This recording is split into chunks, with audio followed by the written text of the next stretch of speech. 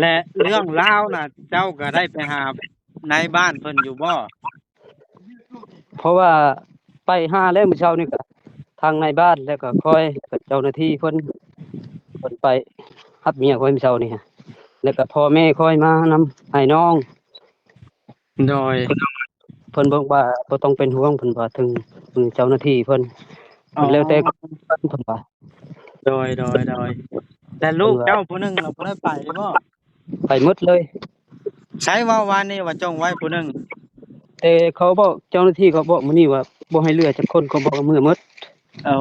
และเจ้าล่ะยังสิไปน้ำหลังอยู่บ่หรือว่าบ่ได้ไปเขาเพราะว่าเจ้าหน้าที่เพิ่นว่าถ้าจะไปก็ไปเพิ่นว่าฟังโอ้สาเหตุของยพี่น้องมันก่อนกับเขาทักทายสบายดีสวัสดีพี่น้อง FC เบิดสู่ผู้สู่คนเนาะเบิดชั่วโมงสะบอนน้ำกันพี่น้องเอ้ยมาตามเรื่องชาวรจนาต่อกันเลยพี่น้องเอ้ยพอดีว่ามื้อเช้านี้พี่น้องเอ้ยทางชาวรจนาก็ได้โทรมาหาบ่บอสบอกว่าเพิ่นสิไปแล้วเด้อเพิ่นว่าเนาะเจ้าหน้าที่เพิ่นสิมาเอารถมาใส่เอาเพิ่นว่าโทรมาแจ้งบ่บอสเพราะว่าเป็นหยังเพิ่นจังบอกเพราะว่าบ่บอสนี่เคยช่วยเหลือเพิ่นพี่น้องเอ้ยซื้อข้าวซื้อน้ำต่างๆนานาหลายเทื่อหลายครั้งแล้วเพิ่นก็อยากบอกอยากข่าวย่านบ่บอสนี่ขึ้นไปหาบ่เห็นนะพี่น้องเพิ่นก็เลยโทรมาบอกเนาะและตอนนี้บ่บอสก็สิได้โทรหาเบอร์ Facebook ที่เคยติดต่อกับชาวรจนาให้ FC ได้เบิ่งได้ชมน้ำกันพี่น้องเอ้ยว่าเรื่องราวเป็นจังใดได้ไปบ่หรือว่าบ่ได้ไปพี่น้องเอ้ยเฮาก็สิได้โทรเบิ่งความจริงพี่น้องเอ้ยให้ฮู้ความจริงในคลิปนี้แหละพี่น้องว่าสิเป็นจังใดก็ได้เนาะแต่ว่าพังจากสาวรจนาเพิ่นเว้าเนาะเพิ่นเว้าว่าทางเจ้าหน้าที่เพิ่นก็ได้ไปสื่อสารทางในบ้านนาน้อยเนาะแล้วก็ปลอดภัยตามที่พังเพิ่นเว้านะเจ้าหน้าที่เอลีอลอบ่แม่นตัวสื่อสารทางในบ้านแล้วก็สิส่งตัวสาวรจนานะกลับเบิดทุกคนเลยลูกนะลูกมี4เอากลับเบิดที่แรกว่าสิกลับ3บัดนี้กลับ4คนแต่ว่าทางอันเท่าวังเนาะบ่ได้กลับแต่ว่าโทรไปอันนี้นะจักสิโทรศัพท์อยู่น้ำเท่าวังหรือว่าอยู่น้ำสาวรจนาพี่น้องอันนี้ก็ยังบ่ฮู้เพราะว่าเช้านี้ที่คุยกันนะเพิ่นยังอยู่น้ำกันอยู่แต่ว่าตอนนี้นะเป็นเวลาสายแล้วเที่ยงแล้วพี่น้องเที่ยงเกือบ2-3 โมงแล้วจังโมงแล้วบ่จอย4-3 โมงนะ3 โมงละแม่นโอ้3 โมงแรงแล้วพี่น้องเห็นมันบ่แดดแล้วว่ามันยังเช้า เอาเป็นว่าเพื่อโบเป็นการเสียเวลาพี่น้องเลยโทรเบิ่งกันเลยเนาะว่าสิเป็นอะไรรอรุ่นถามข่าวเรื่องราวสิเป็นจังไดเพราะว่าเฮากับคันสิแลนขึ้นไปหาบ่าวางรถกับสาวรถจะหารถกับย่านบ่พบเพิ่นหั้นนะสายซ้ำนี้แล้วก็เลยโทรอัปเดตให้ FC สาวรถจนาผู้ที่ติดตามเบิ่งนี้ได้พังน้ำกันพี่น้องเลยว่าสาวรถจนานะไปฮอดชายแล้ว แล้วท่านใดเนาะอย่างอันติดต่อหรือว่าติดตามชาวรจนาชื่อ Facebook ของเพิ่นก็น้องพัดประมาณนี้แหละบอกว่าจะขึ้นจอให้เบิ่งเด้อเอาโทรกันเลยพี่น้องอย่ายืดยาวเสียเวลาเนาะมึงเอาโทรศัพท์มาโทรกันโทรศัพท์บอกว่ามีเครื่องเดียวกันสิเอาโทรนี่ละคุยกันได้เอาโทรศัพท์เครื่องนี้ละโทรพี่น้องเลยโอ้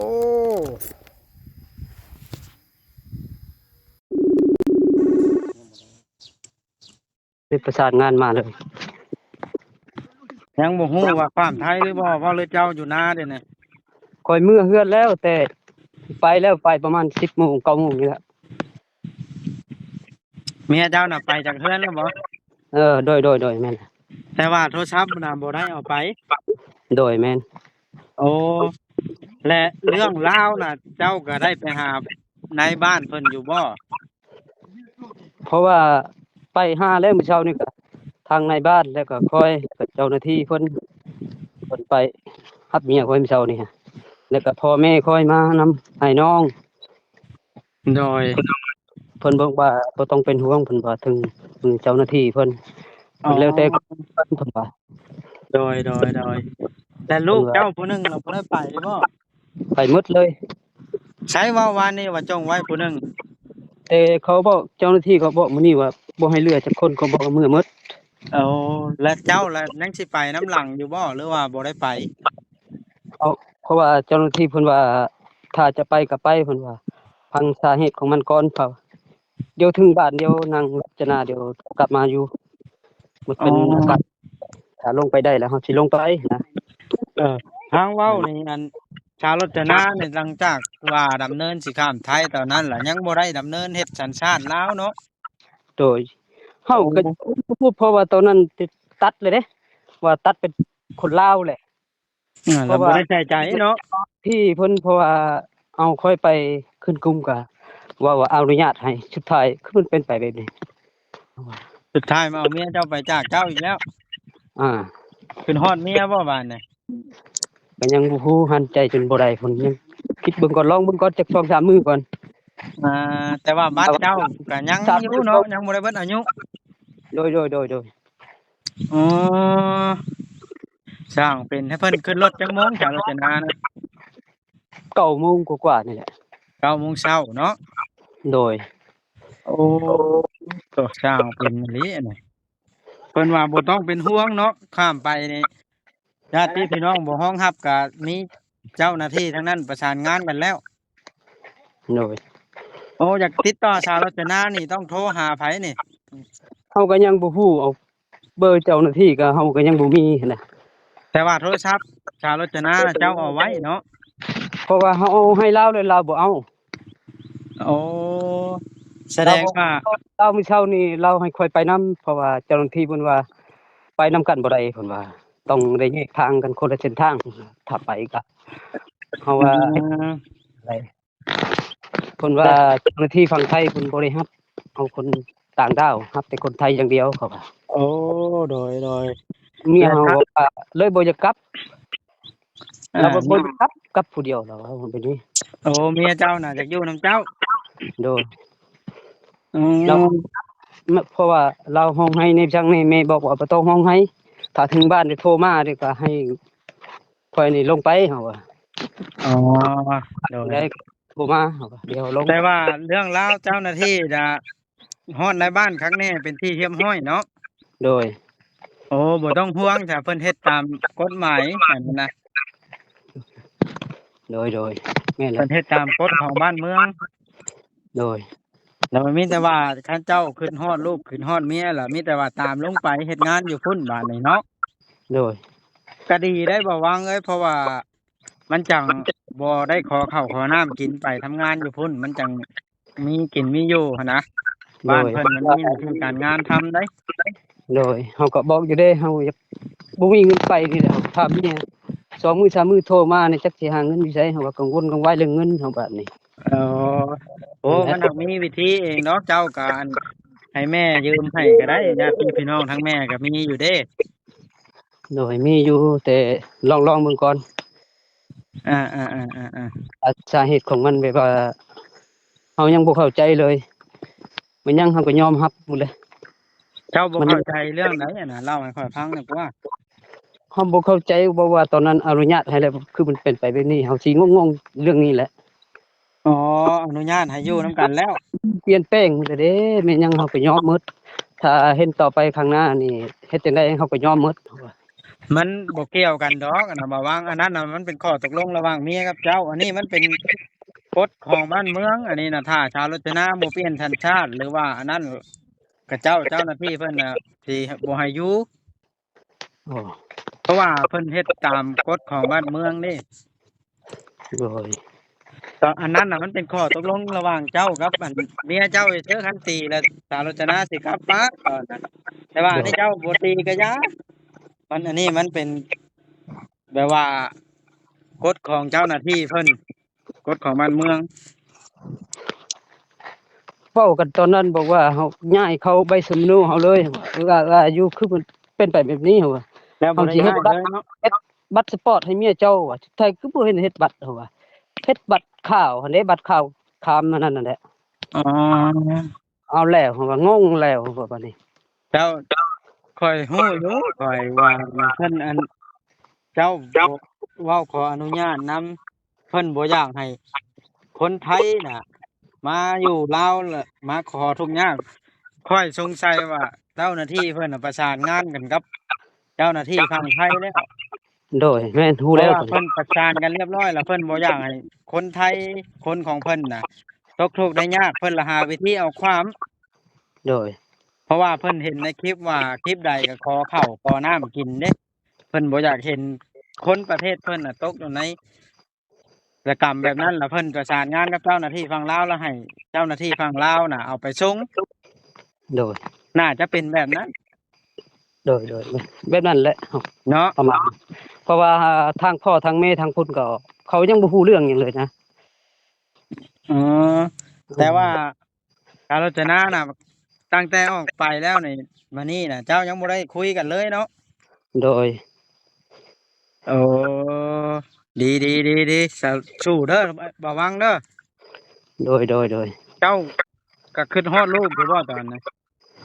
อ้าวก็บอกเลยเด้ประมาณภายใน3วันถ้าบ่เห็นติดต่อมาก็จักค่อยสิอยู่จังได๋เขาว่าเจ้าสิบุกไปเนาะยังบ่ฮู้เลยฮะสมมุติสิลุยหาเงินนั่นแหละไปอย่างเดียวมีเงินแล้วลุยเลย เจ้าฮู้อยู่เนาะวางอยู่ก็ได้ลูกโดยเพื่อนของลูกเมียก็ได้ฮู้หมู่บ้านน่ะคันสมมุติไปหาบ่เห็นได้เขาเอาไปไว้วางอื่นเจ้าติดต่อเมียเจ้าบ่ได้นี่กลัวข่อยย้านแต่แบบนั้นนั่นแหละโอ้เดี๋ยวบ่วังข่อยฮู้แผนเมียเจ้าแล้วว่าเมียเจ้าน่ะฮู้เฟซชื่อเฟซเจ้าแล้วเราน่ะสิติดต่อเจ้าหาเจ้าเองบัดเราไปอยู่ได้เป็นที่เป็นทางแล้ว ย้านเราบ่มีโทรศัพท์หั่นแหละเราต้องหายืมโทรศัพท์ผู้อื่นเพราะว่าเป็นหยังจะเราจังปาโทรศัพท์ไว้ให้เจ้าย้อนความฉลาดของเราปาไว้เพื่อติดต่อหาเจ้ารักษาโทรศัพท์เจ้าไว้ให้ดีเด้อโดยคันเจ้าอยากพบหน้าพ่อตาเมียอีกครั้งนะโดยเพราะว่าเฮาเดี๋ยวนี้เฮาต้องการเงินนั่นแหละด่วนๆเอาเดี๋ยวนี้โอ้จักสิเฮ็ดจังไดเนาะเฮาว่าสิมีบ่ได้หลายก็ได้จัก 2,000นี่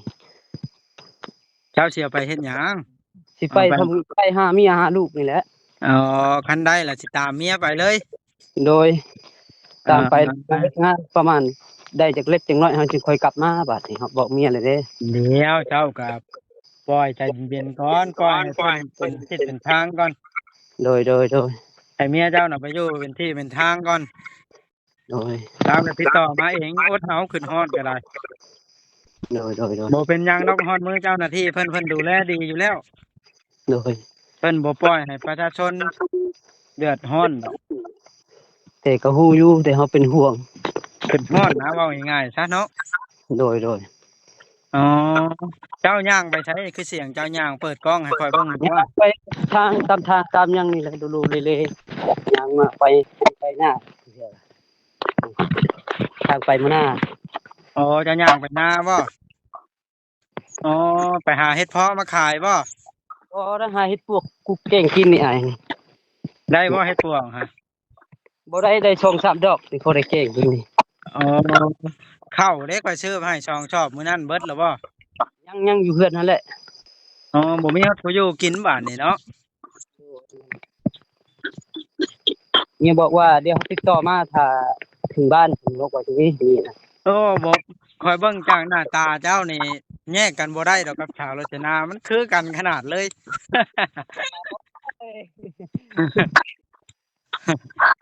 คนคือกันนี่บ่มีวันแยกกันพญาอินทร์ต้องพญาอินทร์เทวดาเพิ่นต้องเชื่อมโยงพรหมลิขิตหาเองเจ้าเชื่อมั่นเด้อในพรหมลิขิตเมียบอกว่าถ้าติดต่อมาบ่มีเงินน่ะเฮาสิขายบ้านเฮาว่าเจ้าขายเทื่อกลับมาแฮงบ่มีวงอยู่แล้วเจ้าก็ได้อย่าไปคิดอันนั้นได้มีอันบอกว่าสิขายเฮ็ดหยังเฮาว่าขายเพราะว่าเฮากลับมาเดี๋ยวเฮาสิสร้างใหม่เองเฮาว่าถ้ามีเงินพุ่นสิมาอ๋อเจ้าไป2คนบ่น่ะคือมีคนผู้หนึงย่างข้างเจ้าทั้งนั้นเอาล่ะได้มาเฮ็ดนำกันนี่แหละเออคนละย่านเฮาไปได้อื่นนะคิดสั้นเพิ่นว่าย่านเจ้าคิดสั้นโดยอืมโดยอ่าเจ้ามีแต่ว่าคือข้อยเว้าล่ะเด้อบ่วังเด้อ โดยอย่าปาโทรศัพท์อย่าให้มันหล่นเสียหายอย่าให้มันเหี่ย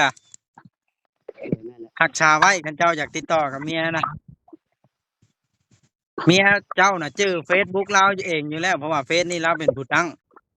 โอ้แม่เราต้องชื่อเราต้องพิมพ์เข้าหาเขาก็ยังบ่ฮู้เลยบ่แน่บ่นอนเพิ่นว่าเมียเขาบอกว่าคันส่งไปฮอดบ้านก็เพราะว่าอยู่อย่าได้ส่งคนอื่นนั่นอืมทางเจ้าหน้าที่เพิ่นมามื้อเช้านี้เพิ่นก็ไปหาทางในบ้านข้างแน่เนาะโดยเพิ่นก็ไปสื่อสารเพิ่นเฮ็ดตามฮีตของกฎบ้านเมืองข้างแน่ก็ถือว่าบ่หลอกลวงค่อยล่ะเป็นห่วงย่านนั้นมิจฉาชีพหั้นนะเพราะว่าเฮาก็บ่ฮู้เด้ย่านหลอกเอาเด็กน้อยไปขายอย่างชั้นอย่างที่ได้ฮู้แบบนี้แล้วข่อยก็สบายใจแล้วคันว่าสื่อสารทางในบ้านข้างแน่แล้วหั้นนะ เพิ่นก็บอกในบ้านแล้วผมเจ้านี่บอกว่าถึงมือเจ้าหน้าที่แล้วบ่ต้องห่วงเพิ่นว่าโดยขอให้พอเป็นเจ้าหน้าที่จริงๆเนาะคันเป็นพวกตัวเอาเด็กน้อยก็อันนี้ก็เฮาก็บ่แม่นว่าอันนั้นดอกเขาเว้าเพื่อไว้นะเพราะว่ามันมีหลายรูปแบบคู่มือนี่เนาะเราก็โทรไปหาทางแม่ก็แม่ก็ยังบ่ฮู้เด้แม่ฟังพุ่นน่ะยังบ่ฮู้เรื่องเลยว่าเขายังบ่ได้ไปจ้างงานมาเลยลูกเอ้ยว่าโทรหาแม่ทารจนานะโอ้ยแม่นแหละใช้ว่าโทรไปว่านี่แล้วบ่รับโทรไปเมื่อวานนี่บ่รับโทรไปมื้อนี้ก็ยังบ่ฮู้มีแต่เบอร์ไผนี่เบอร์ดำเพิ่นว่างเลยคือได้คุยจ้ะมันบ่ได้คุยนำเฮาเลยมันว่างเสียงเลยเออสั่งเป็นสัญญาณบ่ค่อยมีเดี๋ยวนี้เจ้าน่ะเนาะอ้อนแอเจ้าไปป่าไกลแล้วบ่เออฮะอะไรนะแม่นหยังก็สัญญาณเจ้าคือบ่ค่อยดีเดี๋ยวนี้โอ้ยมันบ่มีแฮงเลยข้าวน้ำบ่ได้กินเลยทั้งเช้าเฮามันบ่มีกำลังใจบ่โดยคือมันแยกกันแท้เด้ฮะแต่ก็สิได้จังว่ายังบ่ฮู้เลยสู้แก้ไขมีแต่ว่าสู้บ่แม่นบ่อันทางบ้านเมืองเห็นเจ้าอันตีเมียอีกครั้งเพิ่นละแยงนะบ่แม่นเนาะบ่มีเลยถามเบิ่งรถขึ้นมาถามในบล็อกในบ้านเลยอ๋อบ่มีแต่แท้แบบนั้นเนาะบ่ได้ลงมือเลยแต่ข้าหันมาคันถ้าเมียตีเฮาสิตีครั้งหนึงแล้วเอให้อเจ้าเบิ่งในบ้านแล้วก็ปกสบ้านให้ท่าเบิ่งว่าแต่จากนั้นน่ะไอ้วังเคยด่าจักเทื่อเคยตีจักเทื่อมันถามเออถ้าจะเคยเฮาคนนั้นก็เฮาก็พร้อมกันเฮ็ดได้เด้สึกใดเลยเด้อานับถึงนับของกินของอยู่เฮาก็ไปหากินเมียบอกอย่าไปก้านก็เฮาก็บ่ไปมีมีได้กินเฮาบอกไปก้านเฮาก็ไปนะอาเป็นไปแบบนี้ชวนมันก็ได้กินแล้วล่ะมันมันที่ปลูกไว้อันนั้นได้ปลูกแล้วเหรอบ่สิได้นี่ปลูกเรียบร้อยโอ้ยบ่กล้ามีก็ซักกล้าบ่มีฮอดผู้อยู่คนบาดนี้เมียก็ไปแล้วเนาะส่วนมันหน้านี่ตะกร้าจังก็ทิ้งอยู่แล้วจักไปสิเฮ็ดเอออาโตในที่สุดเจ้าหน้าที่เพิ่นก็เอาไปจนได้เมียบาดนี้เนาะ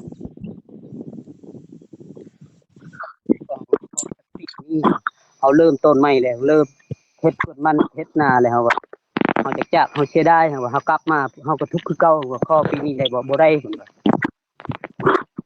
บ่ได้แล้วก็บ่ฮู้จักทางเฮ็ดอืมส่วนมันก็บ่มีไผซื้อแต่ว่าใจสาวรจนาน่ะก็บ่ได้อยากไปบ่ก็บ่อยากไปเช้านี่บ่ได้อยากไปจักดีแล้วจนให้บ่เพราะว่าทางแม่ทางในบ้านเพิ่นบอกว่าก็ต้องร้องให้ถึงมือเจ้าหน้าที่พุ่นแล้วเพิ่นว่าต้องเเป็นห่วงออเว้าก็บ่ต้องเป็นห่วงเพิ่นว่าเฮ็ดจั่งใดก็ถึงบ้านแน่ๆเพิ่นว่าอาๆเฮาเข้าใจนี่แหละๆคือสิปลอดภัยแล้วเนาะเอาโอเคเด้อบ่วังเด้อจังใดก็สู้ๆรักษาโทรศัพท์ไว้เด้อโอเคข้อยก็สิโทรเยี่ยมยามเจ้าหลายเทื่ออยู่ดอกเด้อโอเค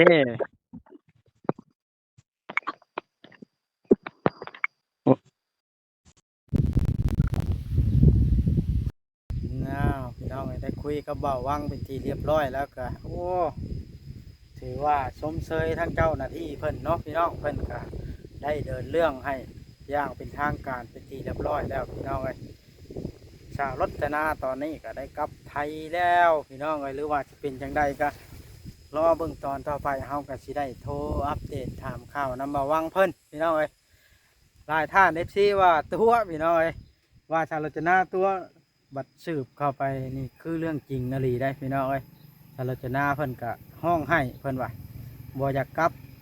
แล้วก็ได้กลับย้อนว่ามันบ่ถูกต้องตามกฎหมายพี่น้องเอ้ยกฎหมายเจ้าหน้าที่ลาวเฮาก็ถือว่าเคร่งครัดถือว่าพอสมควรอยู่คือบวัดสานิทานละเนาะทางฝั่งไทยเพิ่นหรือว่าเจ้าหน้าที่เพิ่นเห็นคนไทยทุกข์ยากเพิ่นก็อยากเอากลับไปบ่อยากให้มาขอเข้าทุกข์ยากอยู่ลาวแบบนี้พี่น้องก็ถือว่าสมเชยน้ำใจของเพิ่นอันนั้นก็อ่ะโอเคพี่น้องคลิปนี้ก็สิได้จบคลิปลงซ้ำนี้ละเด้อพี่น้องจังใดก็ฝากพ่อแม่พี่น้อง FC เบิดสุขคนละที่เข้ามาเบิ่งมาชมเป็นกำลังใจฝากกดไลค์กดแชร์เบิ่งคลิปเบิ่งโฆษณาให้บ่าวบอสหน่อยเด้อพี่น้องเนาะบ่าวบอสก็ทำคลิปไปเรื่อยๆพี่น้องเลยเนาะช่วยเหลือผู้ที่ทุกข์ยากหรือว่ามีคลิปอันใดที่สมมาภาควรเสนอให้ FC เบิ่งบ่าวบอสก็ถ่ายลงพี่น้องเลยโอเคพี่น้องบ๊ายบายผิดพลาดประการใดก็ต้องขอโทษขออภัยนำพี่น้องเลยสามารถคอมเมนต์ติชมกันเข้ามาได้พี่น้องเลยเพื่อเอามาปรับปรุงเฮ็ดคลิปให้ดีขึ้นกว่าเก่าพี่น้องเลยจังใดก็อยู่ดีมีแฮง FC เบิดทุกท่านที่เข้ามาชมเนาะสำหรับคลิปนี้ขอกล่าวคำว่าสบายดีบ๊ายบายคลิปหน้าจะพบกันใหม่เด้อพี่น้อง